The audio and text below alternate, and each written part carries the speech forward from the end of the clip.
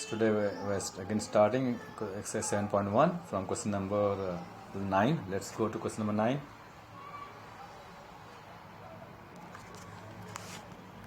There are 5 rides at a fair are free. 5 rides free है, उसके लिए पैसे नहीं लगेंगे. एंड उसके बाद अगर राइड लोगे तो ईच जो राइड्स के होंगे वो 5 रुपये होंगे. 5 रुपये का देना पड़ेगा हर एक राइड के. तो मान लेते हैं आर राइड्स लिया शर्मिष्ठा ने, तो उसको कितना रुपये देना पड़ेगा. तो इफ करते हैं इस क्वेश्चन को सॉल्व. कैसे करना है मैं दिखा देता हूँ. Question number 9. Total number of rides जो है मान लेते हैं R. Let total number of rides equal to R मान लेते हैं. तो 5 राइड तो फ्री है, तो कितने राइड के लिए पैसे लगेंगे वो निकालते हैं.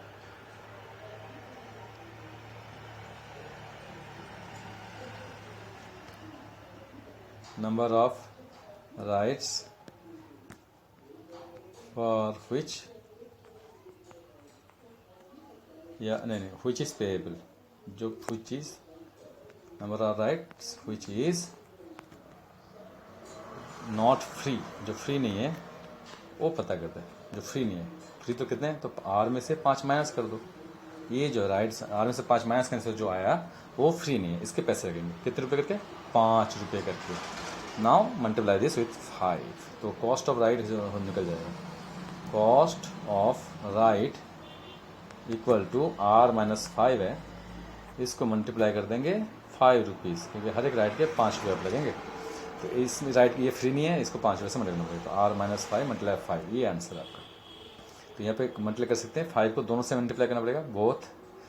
तो 5 मल्टीप्लाई बार तो 5 बार हो जाएगा, 5 बार, और माइनस 5 5 जा 25. 5 को 5 से भी मल्टीप्लाई करना पड़ेगा. तो ये आपका आंसर है, इतना रुपया. खत्म आंसर. इस तरह से हमें करना था. क्वेश्चन नंबर नेक्स्ट क्वेश्चन चलते हैं.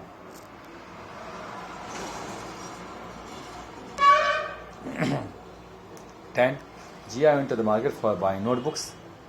The cost of each notebook is 25 rupees. तो एक नोटबुक का दाम 25 रुपया है.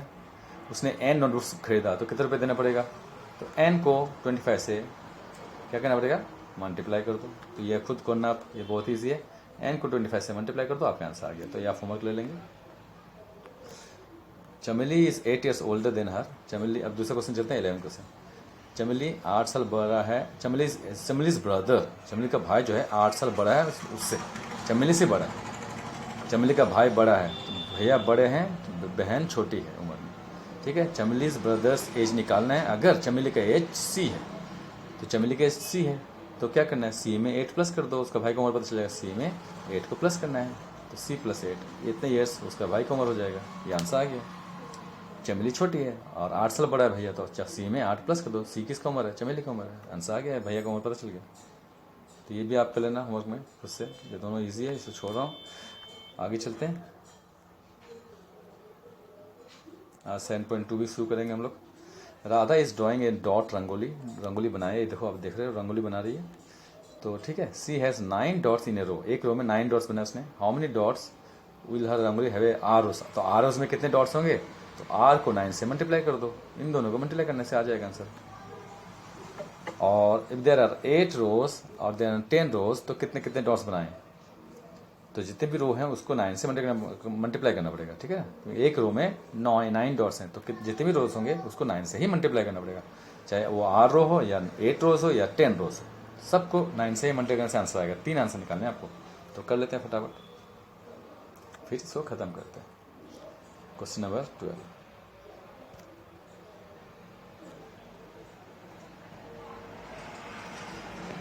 Number of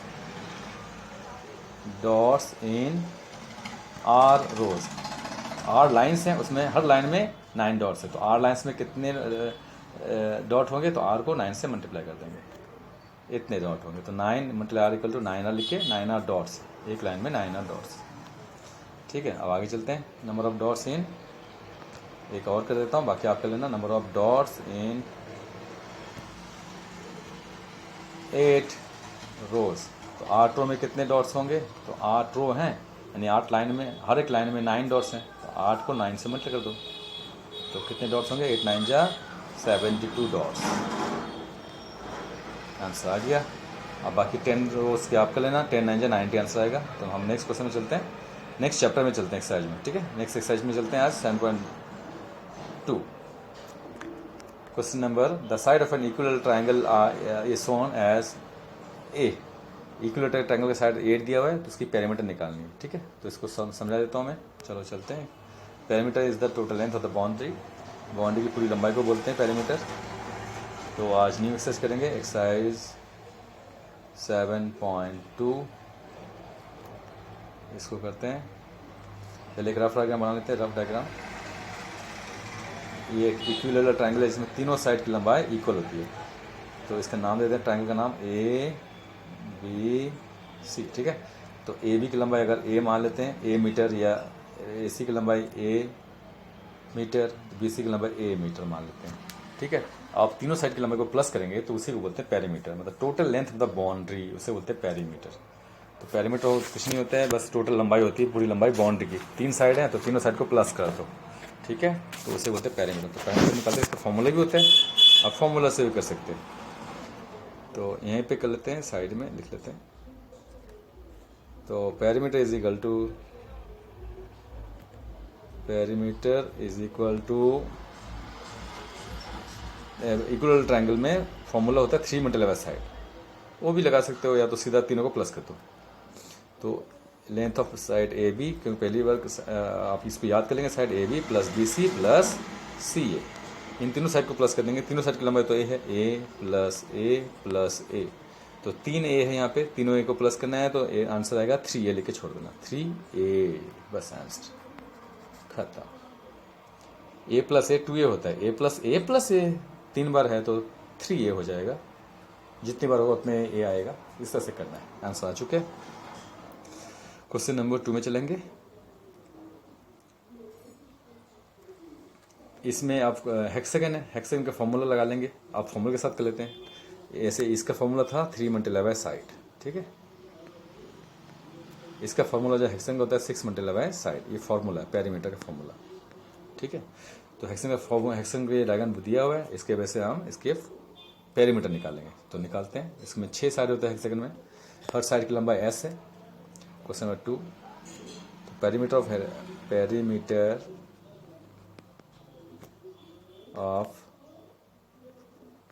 regular hexagon is equal to 6 multiply by length of side, length of one side, कोई भी एक साइड की लंबाई, length of side. Length of side हमारा दिया हुआ है, वो है डायग्राम में दिया हुआ है एस, उसको एस माना, तो 6 multiply by S, small S लगा दिया मैंने, यहाँ लिख देंगे 6s, आंसर। ठीक है, करता हूँ, आंसर आ गया। मैंने स्मॉल एस यूज़ किया क्योंकि यहाँ पे कैपिटल एस यूज़ करेंगे तो कुछ बच्चों को लगेगा ये 5 है लिखा हुआ है, ऐसा लग सकता है, इसलिए मैंने स्मॉल एस यूज़ किया। ठीक है, अब आगे चलते हैं क्वेश्चन नंबर 3 में। इस तरह से करना है, बहुत ही ईजी है, कुछ नहीं, 6s आंसर आ जाएगा। 6 मल्टीप्लाई साइड 6s, यहाँ पे एस लिखा हुआ है कैपिटल में। ठीक है, मैंने स्मॉल एस यूज़ किया। मैं आगे चलता हूँ, क्वेश्चन नंबर 3। रेगुलर ऑक्टेगन का आप कर लेंगे। ऑक्टेगन का फॉर्मूला होता है 10 मल्टीप्लाई बाय साइड, बस। तो 10 मल्टीप्लाई बाय साइड, ये आप कर लेना होमवर्क में, बहुत ही ईजी है। तो ऑक्टेन का साइड हो जाएगा, आंसर हो जाएगा 10x, क्योंकि यहाँ पे x साइड की लंबाई है, तो 10x आंसर आ जाएगा। कहता हूँ क्वेश्चन नंबर 4 में चलता हूँ मैं, इसमें ज़्यादा नहीं बताऊँगा, इसमें बहुत ईजी है। The base of isosceles triangle is 5 centimetre. Isosceles triangle का बेस है 5 सेंटीमीटर, उसकी लंबाई है। Length of each of the equal sides is denoted by S, S से डिनोट कर देंगे तो पैरामीटर निकालना है। तो इसको मैं डायग्राम बना के समझा देता हूँ, इसका पैरामीटर निकालते हैं। ठीक है, तो आइसोसेलेस ट्राइंगल उसे बोलते हैं जिसकी 2 साइड इक्वल होती है। क्वेश्चन नंबर 4, इसका एक डायग्राम बना लेते हैं आइसोसेलेस ट्राइंगल का। ट्राइंगल का नाम देते हैं ए, ये 2 साइड इक्वल है, दोनों की लंबाई को हमने क्या मानना है, यहाँ पे लिखा हुआ है इक्वल साइड की लंबाई है एस, स्मॉल एस में मैं लिखता हूँ एस। और जो बेस है, बेस जो है BC, जिसे हम बोलेंगे BC की लंबाई जो दिया हुआ है उसको हम मान लेंगे 5 सेंटीमीटर दिया हुआ है, 5 सेंटीमीटर। अभी तीनों साइड की लंबाई को प्लस करेंगे तो पैरामीटर आ जाएगा, बस इतना, सीधा प्लस कर देंगे। ठीक है, तो parameter is equal to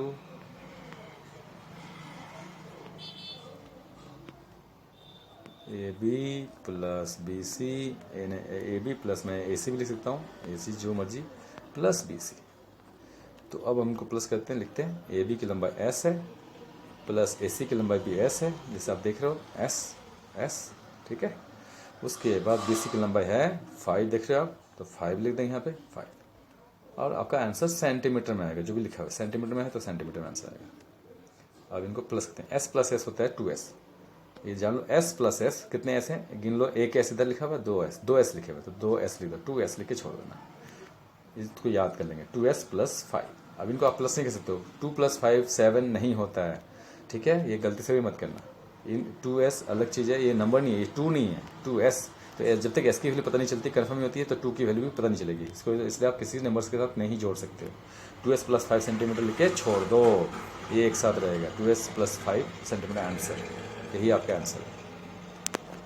question number आगे चलेंगे।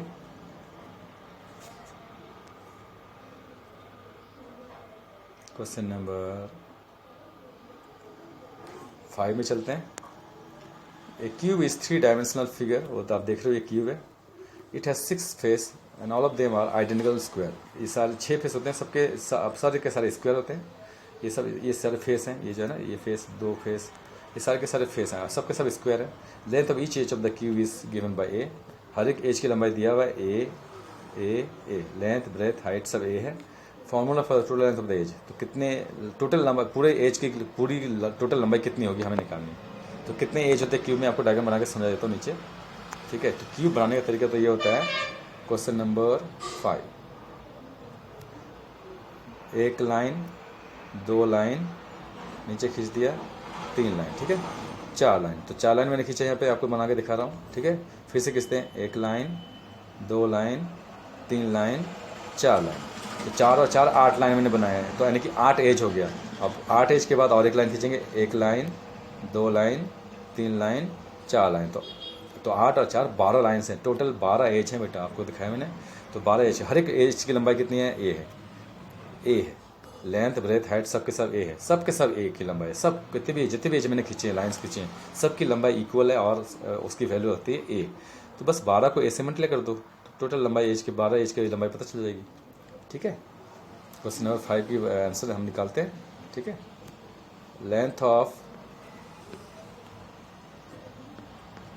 ईच एज जो है वो है ए, ठीक है।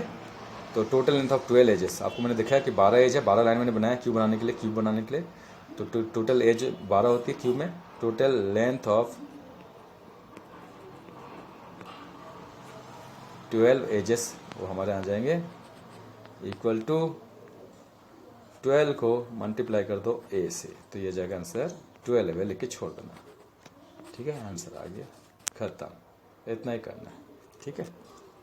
उसके बाद नेक्स्ट क्वेश्चन में चलते हैं। क्वेश्चन नंबर 5 हो गया, क्वेश्चन नंबर 6 में चलेंगे।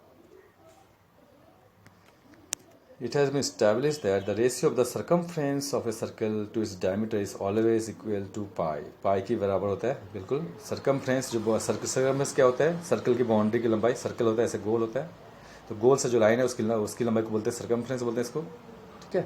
और जो डायमीटर आपको पता है, जो सेंटर से पास करती है इस लाइन की लंबाई, जैसे ए बी लाइन है, ए बी को बोलते हैं डायमीटर, इन दोनों का रेशियो को बोलते हैं पाई। ए सर्कल की पूरी बाउंड्री की लंबाई और ए बी लाइन की लंबाई, डायमीटर जिसे बोलते हैं, उन दोनों का रेशियो जो उसको बोलते हैं पाई, ठीक है। If radius of the circle is given by R, find the, ठीक है ना, रेडियस अगर आर है, find the formula for the circumference of the circle, तो सर्कल के सर्कमफ्रेंस का फॉर्मूला हमें निकालना है, ठीक है। तो फॉर्मूला लिखना है, तो लिखते हैं इसको। क्वेश्चन नंबर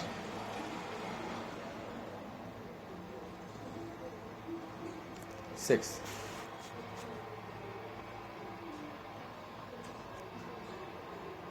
तो इसमें हम लिख देंगे सर्कमफ्रेंस को, हम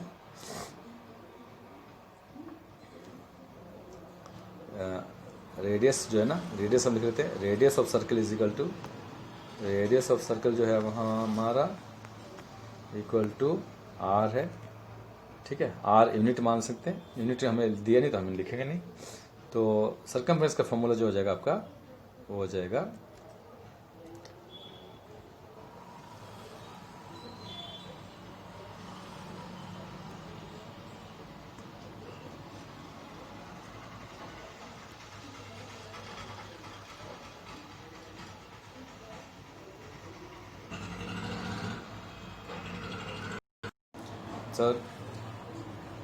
circumference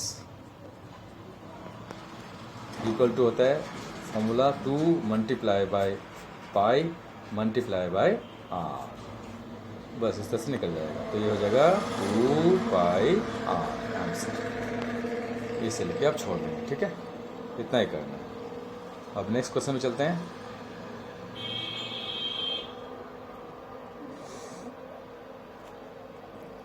multiplying question number 7, multiplying this with this multiply 17 मतलब 105 by using the distributive property of this, what are the most suitable choices of A B C। तो A B C को आप इनकी जगह में क्या लिखना चाहोगे? अगर इसको इस तरह से मल्टीप्लाई किया जाए तो A B C में जगह में क्या यूज़ करना चाहोगे? तो मैं आपको बता देता हूँ कैसे करना है इसको। प्रॉपर्टी यूज़ करेंगे क्वेश्चन नंबर 7th में है 17 मल्टीप्लाई बाय 105 है, तो हम इसके दो टुकड़े कर देंगे BC में, 17 को छोड़ देंगे, ठीक है। 17 मल्टीप्लाई बाय BC को यानी 105 को हम कैसे लिख सकते हैं? 105 के दो टुकड़े कर देंगे, पहला टुकड़ा होगा 100 इज द होल नंबर और दूसरा हो जाएगा 5, 100 + 5, ठीक है। इस तरह से हमें BC, अब हमारा B आ गया 100 और C आ गया 5। अब हम इनको मल्टीप्लाई कर देंगे। अब 17 को दोनों से मल्टीप्लाई करेंगे, ये तरीके से हम कर रहे हैं। 17 को मल्टीप्लाई करेंगे 100 से, पहला काम है हमारा, बीच में प्लस है ये तो प्लस दे देंगे, ठीक है, प्लस दे देंगे। और 17 को मल्टीप्लाई करेंगे 5 से, फिर जो आंसर आएगा उसको प्लस करना पड़ेगा। तो 17 को 100 से मल्टीप्लाई तो 1700 हो गया प्लस, फिर 17 को 5 से मल्टीप्लाई कर देंगे तो आपका आंसर आ जाएगा 85, ठीक है। 17 5 85 होता है, अब इसको प्लस कर देंगे तो ये आपका आंसर आ जाएगा, इक्वल टू करके लिख देंगे 1785 आंसर। बस इस तरह से हमें करना है, ठीक है। क्वेश्चन नंबर 7 भी हो गया, ठीक है, इस तरह से करना था। क्वेश्चन नंबर नेक्स्ट क्वेश्चन में चलते हैं। Verify associative property of multiplication as well as addition for the numbers this numbers. तो एसोसिएटिव प्रॉपर्टी हम यूज़ करेंगे मल्टीप्लाई में और एडिशन में, और इसको दिखाते हैं, चलो करते हैं। क्वेश्चन नंबर एसोसिएशन प्रॉपर्टी क्या होता है मल्टीप्लिकेशन में, वो हम पहले करते हैं। Associative property of multiplication, associative property in multiplication क्या बोलता है हमको बता देते हैं। वो है एसोसिएटिव प्रॉपर्टी मतलब किसी को भी पहले मल्टीप्लाई कर लो, जैसे 13 और 7 और 5 है, 13 को 7 से मल्टीप्लाई पहले करेंगे, फिर जो भी आंसर आएगा उसको 5 से बाद में मल्टीप्लाई करेंगे। या तो ये कर लो, या तो आप ऐसे करो कि 13 को छोड़ दो अलग और पहले 7 को 5 से मल्टीप्लाई करेंगे, फिर जो भी आंसर आएगा उसको 13 से बाद में मल्टीप्लाई करेंगे, तो आंसर सेम ही आएगा, ठीक है। इसको करके देख लेते हैं, कंफर्म करते हैं। 13 7 कितना होता है? 13 7 91, ठीक है। 91 को फिर 5 से मल्टीप्लाई करते हैं, यहाँ पे दोनों तरफ आंसर सेम ही आएगा। 13 को यहाँ पे इधर, अब इधर क्या किया हमने, 13 को यहाँ छोड़ दिया, ठीक है। 13 को यहाँ पे छोड़ देंगे, पहले 7 को 5 से मल्टीप्लाई करेंगे, 7 5 जा 35। अब दोनों तरफ जो भी मल्टीप्लाई होगा ना आंसर सेम आएगा, ठीक है। तो मैंने 19 और 5 जा 455 आ गया। अब मैं 13 को 35 से मल्टीप्लाई करके आपको दिखा देता हूँ, ठीक है, साइड में। ये भी वही आएगा, कितना आएगा 9455 ही आएगा, 35 13 जा, देख लो आप, देख लो 35 13 जा, आपको मैं दिखा देता हूँ। 3 5 15 5 1 3 3 9 10 35 1 35 ये आ गया। तो 5 5 3 1 4, देखो 455 आ गया, ठीक है। इस तरह से करना है, तो दोनों तरफ 455 आ गया, यानी कि आप कुछ भी कर सकते हो, जो भी नंबर आपको पसंद है पहले उनको मल्टीप्लाई कर दो, लास्ट में तीसरे नंबर से मल्टीप्लाई करना। तो 13 को 7 से मल्टीप्लाई करो पहले, फिर 5 से मल्टीप्लाई करना, या तो 7 को 5 से मल्टीप्लाई करके फिर 13 से मल्टीप्लाई करना, आंसर सेम ही आएगा दोनों तरफ। इसे बोलते हैं एसोसिएटिव प्रॉपर्टी ऑफ मल्टीप्लिकेशन। अब प्लस में भी ऐसे ही होता है, करते हैं प्लस में associative property in addition, associative property in addition, वो भी हम देख लेते हैं। तो एडिशन 13 को पहले 7 से प्लस कर दो, जो आंसर आएगा उसको बाद में प्लस करेंगे 5 से, या ऐसे कर सकते हो 13 को छोड़ दो, पहले 7 और 5 को प्लस करेंगे तो भी आंसर सेम ही आएगा। अब दोनों तरीके से देखते हैं आंसर कैसे सेम आता है कि नहीं आता है, आएगा ही आएगा, देख लो। ऐसे बोलते हैं एसोसिएटिव प्रॉपर्टी इन एडिशन। तो 13 + 7 कितना हो गया 20, 13 + 7 20 होता है, 20 + 5 लिख देते हैं, लेफ्ट साइड में आ गया। अच्छा, उसके बाद राइट साइड में 13 को छोड़ देते हैं, अभी पहले 7 और 5 को प्लस कर देंगे, 7 + 5 12। अब करते हैं लेफ्ट साइड में, 20 और 5 को प्लस करेंगे तो आएगा 25, और 13 और 12 को प्लस करेंगे राइट साइड में तो आएगा, तो भी 25 आएगा। देखो दोनों तरफ आंसर सेम आ गया, तो वेरीफाइड हो गया। ये इससे बोलते हैं एसोसिएटिव प्रॉपर्टी इन एडिशन। तो आज के इतना ही करो, अब नेक्स्ट बाद में करेंगे।